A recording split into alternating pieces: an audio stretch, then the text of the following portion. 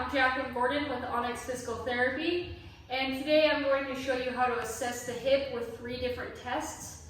So the first test is going to be a squat. Easy and simple, one of the most functional exercises you'll do. So you can just have your arms out in front of you, squat down. Okay, you want to go as low as you can go comfortably before you start to fall forward. Okay, so from what it looks like from the side is here. You'll start to see that I curve in the back and I start to hinge forward. So again, squatting. Now one way to see if it's ankle or hip mobility issue, you can put your feet up on like a little wedge or some plates and try the squat again.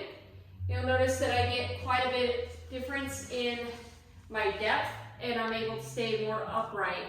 So if you have issues with the ankles, go ahead and lift up the ankles on something and you'll be able to better assess what the hips are doing.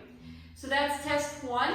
Next test is going to be a Faber. So you're going to lay down on the ground.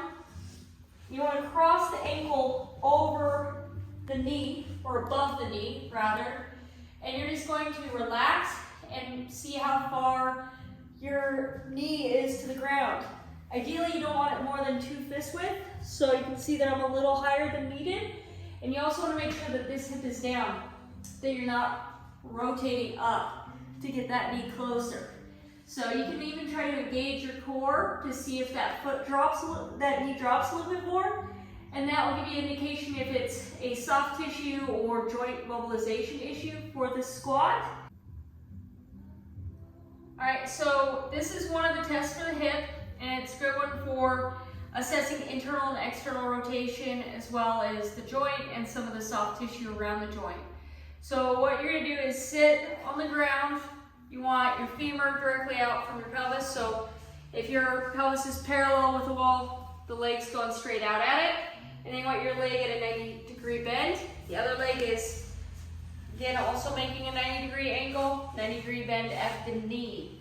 So what we're going to do is you want to assess, can you sit up in a straight position? Is your torso upright? If you're leaning over, it might indicate some tightness in the hip flexors or in the hip joint itself. So assess one side, and then you want to do is go into the other side.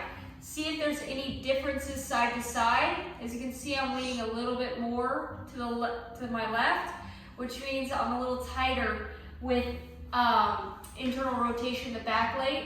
And I'm doing pretty well with the external in the front. So assessing where you have tightness and give that a shot.